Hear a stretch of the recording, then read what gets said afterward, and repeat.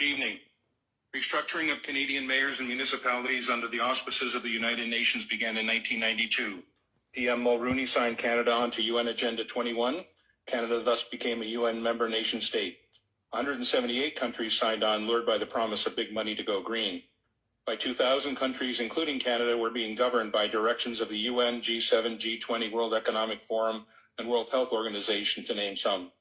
Every organization named is a foreign-based NGO, non-governmental organization, and every member of all these organizations is unelected. Parliamentary procedures for law changes weren't followed. In 1994, a municipal primer was issued to all local towns outlining how they were to restructure their governments.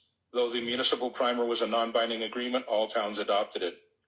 Our public officials, the mayor and councillors of that day, were partnered with a private corporation, the Corporation of the Town of Aurora, who appointed a chief administrative officer who helped implement the global agenda instead of a local one. The International Council on Local and Environmental Issues, ICLEI, became the main source of consultation to push and fund the global agenda. We remind you that the World Economic Forum and the United Nations signed a strategic partnership framework in 2019 to jointly accelerate the implementation of the 2030 Agenda for Sustainable Development.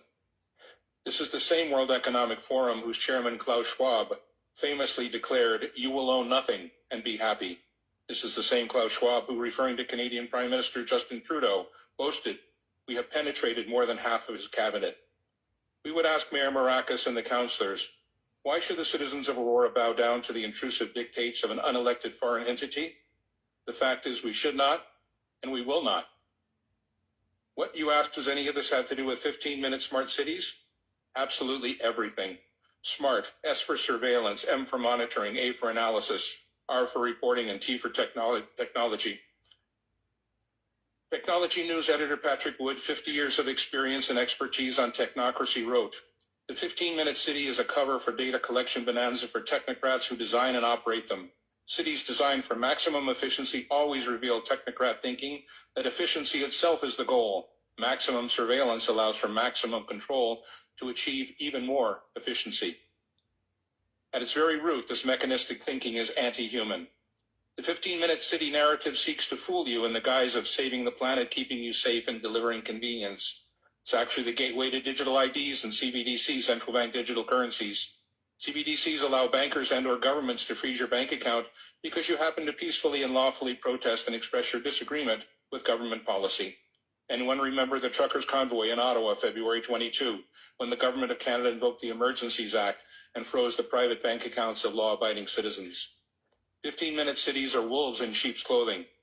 Don't believe the countless stories spewing forth from the 24/7 basis from the elitist captured mainstream media, all claiming to have your best interest at heart. We have been burned too many times. In reality, 24/7 surveillance through the Internet of Things inside your home, 5G and LED streetlights outside, monitoring and tracking and recording everything. Implementation of exclusion zones and geofencing to restrict movement and travel. Ability to control behaviors through military-directed energy technologies. Property and car ownership to be outlawed. Evictions from farms and rural areas to gather people into cities. Digital passports being promulgated by the UN, World Economic Forum, and the World Health Organization are in the final stages of planning and implementation. They are tied to social credit score, which is determined by compliance to government directives. These passports control all access and all aspects of life. Digital currency is being implemented to end cash and monitor all your spending. Your digital currency will be turned off or on depending on your compliance score. UBI Universal Basic Income is a state-controlled allowance forcing compliance by restricting access to food, money, services, and education. All of the above will enable climate lockdowns to be implemented easily, arbitrarily, and indefinitely. The real agenda of 15-minute smart cities is to monitor and control everyone and everything. In summary, in the coming days, Council will receive an electronic info packet which will contain the text of this delegation and other items. We, the citizens of Aurora, wish to enter into a meaningful, respectful dialogue with our elected members of Council on this complex, important issue. A key framework of that dialogue is a list of questions posed to Council. Can Council explicitly guarantee that citizens will remain free to travel as is their right under the Charter of Rights and Freedoms? Can Council guarantee not to restrict access to essential services, medical care, bank accounts, government pensions, utilities?